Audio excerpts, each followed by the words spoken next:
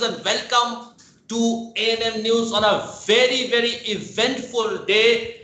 We are doing a lot of stories, and it's very sad to know about the death of a 34-year-old budding actor in Mumbai. The reasons behind his death, lot of speculations, lot of things going around, but really we want to get into the bottom of it to figure out what is happening, why he died such a tragic death. We're going live with Saira Halim. Saira is a multifaceted personality, an actress who also deals with psychology, psychiatrist, lot of things, and it's also a niece of very, very eminent film actor Naseeruddin Shah. Welcome to A&M News, Saira. Thank you, Mr. Majumdar. How are you doing? Good evening. Yes. We are all absolutely fine in the midst of a pandemic, and well, everything seems so negative all around. Things doesn't look rosy. Here comes a very, very sad news of the death of a very budding young actor, Sushant's Death. I want to know something, Saira. You have dealt with all these people, you have spoken to, you have had access to these people, you have been friends with such kind of people. So I just want to find out why. What was, people said he was depressed for 5 months. No, we are not in a position to know whether he was actually depressed for 5 months. He's no more, unfortunately. But then, do you think that can be a reason for the way he committed suicide? There have been very strange incidents, Mr. Majumdar. If you see the entire run-up to this fatal suicide, firstly, mental health advisors say not to use the word committing suicide, because you don't commit cancer on yourself. You can say the person died of suicide. So there's a little bit of verbiage that we need to change, because a person, everyone knows that today it's not cowardice that propels people to commit suicide. You need immense amount of courage to take away someone's life, to take your own life.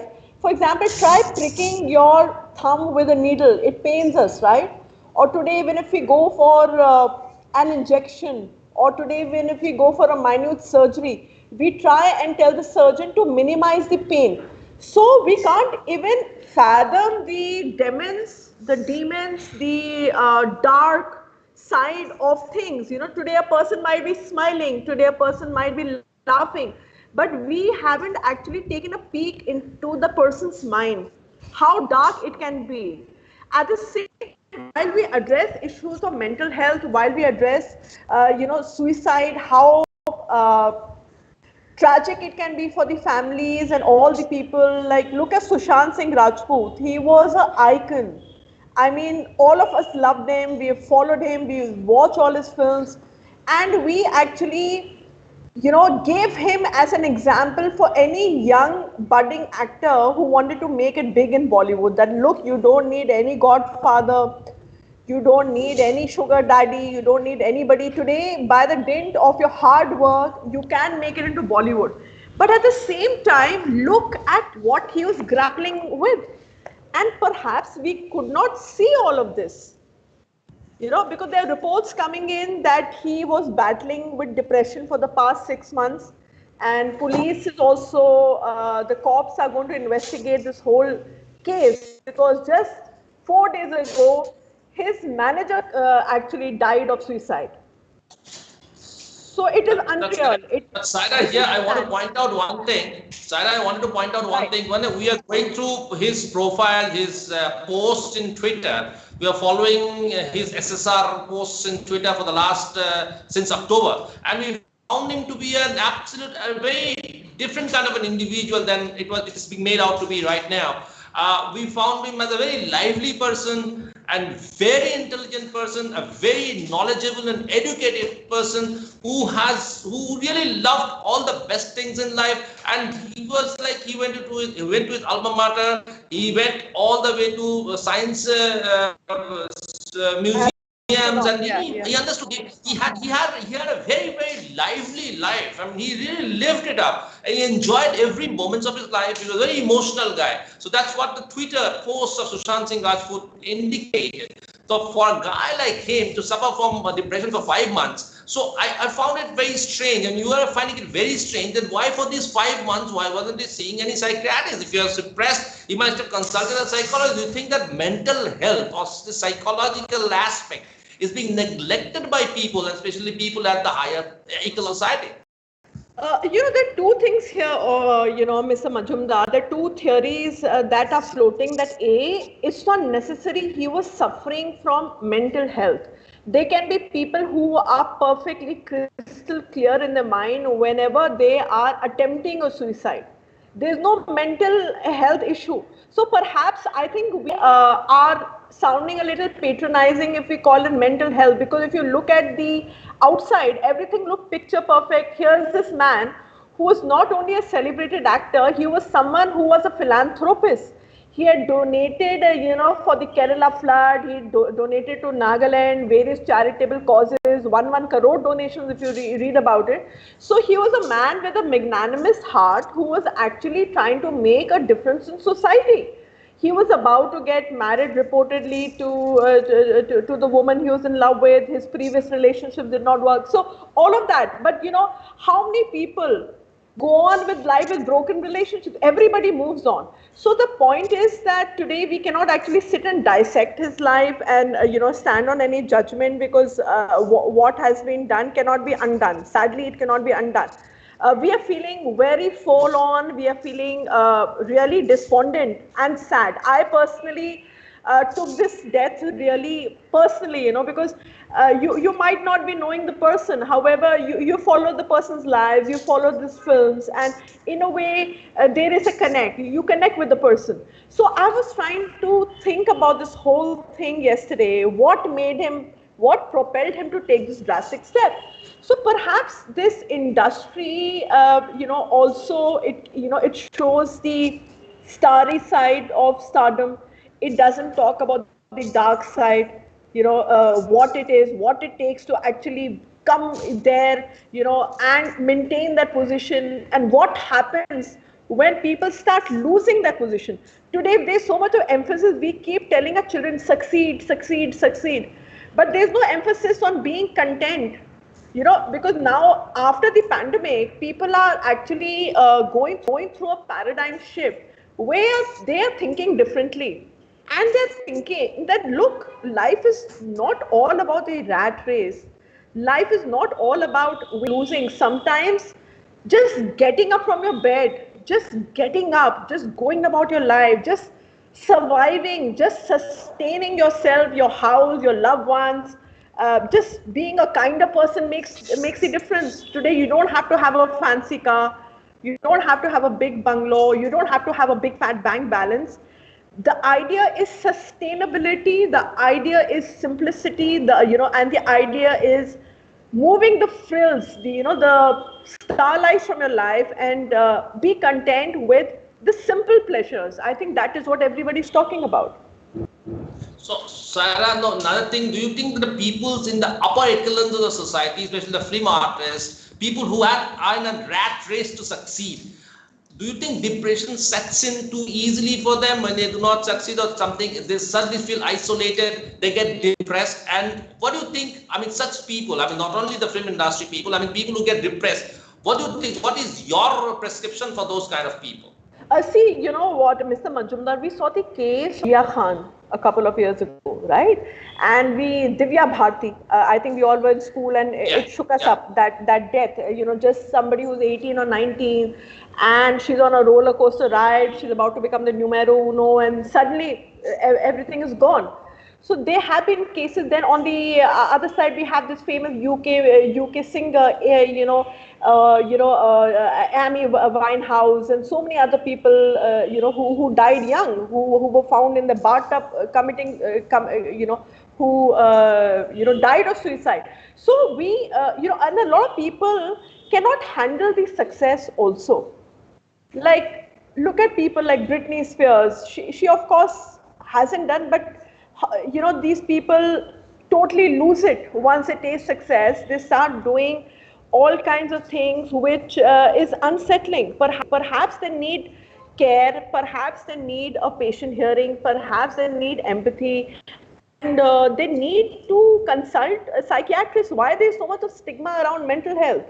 If today, if someone is a cancer patient, the cancer patient can visit an oncologist, or you can meet a surgeon for your surgery. Why can't you just meet a person whom you can talk to? Because everybody needs to vent out. The idea is about venting out. It's not necessary that you might have a problem also, because today, don't we all need friends? Don't we all need confidants? So today, if you're going to a wellness counselor, you're going to a mental health counselor, doesn't mean that a person is, it's very derogatory to use the word psycho or mental or something. I think we need to,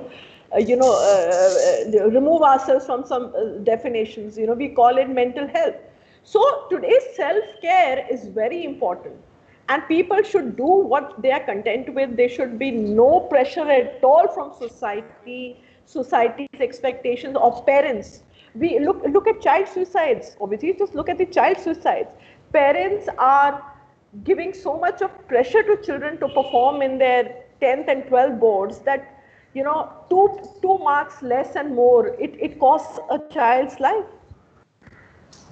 True, very correct. So, when you handle, you have to handle success. At the same time, you have to handle your failures too. If you are successful, you reach the pinnacle of your success. At the same time, you cannot be always at the top. You will come down. Somebody will also overtake you. You have to give space for others. So when you are on a downslide, or maybe you are not at the top, or you're not standing with the flag held high, you also need to handle that scenario. And then you also need to move forward. Life is beautiful, and if you are positive, you need to move forward, find out an avenue, find out a way, and move forward. That is the primary thing, and those who cannot handle it go into a shell, isn't it? Absolutely. And I think you have raised a very pertinent point, Mr. Majumdar. It's time that schools and colleges have free mental health counseling.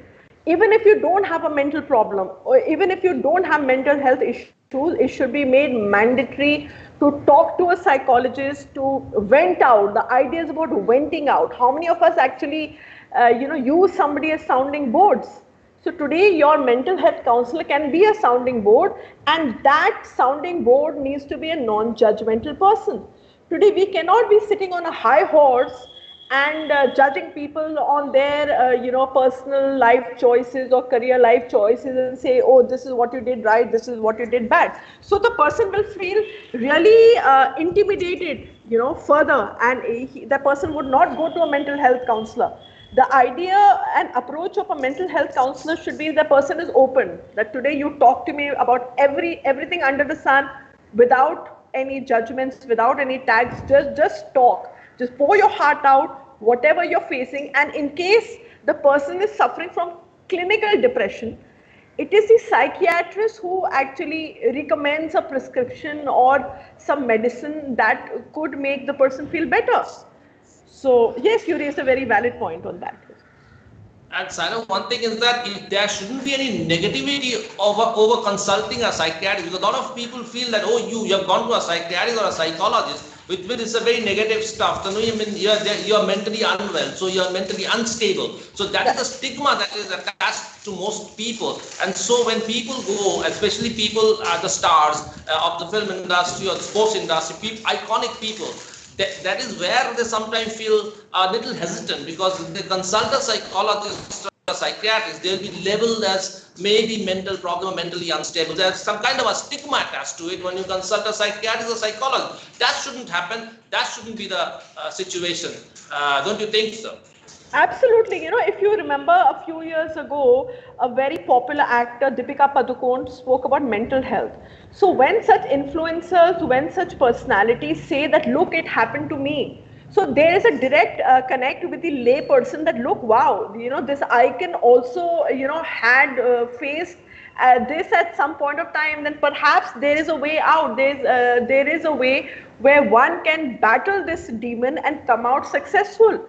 So today she spoke about it, and it's time other people don't feel ashamed and talk about the experiences, because it is only going to help other people.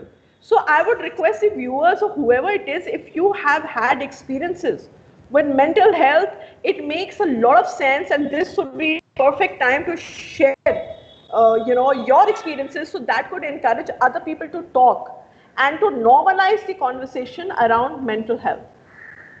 Absolutely, Saira. If only Sushant Singh Rajput would have listened to this and he would have consulted a psychologist, taken the psychologist more seriously instead of taking antidepressant tablets.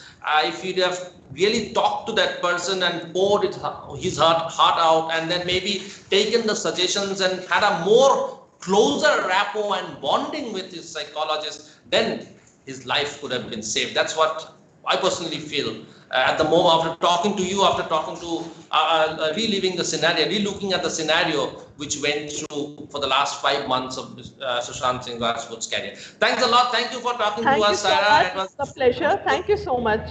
Thank you. And have a good day. Really got the mental health part, the psychology part is really some people need to take this very, very seriously, especially parents, everybody. Absolutely. Thank you so much. It was a pleasure, Mr. Majumdar. Have a good day. Thank you so much for having me over. Thank you. Thanks for watching A&M News. We'll keep coming back with more.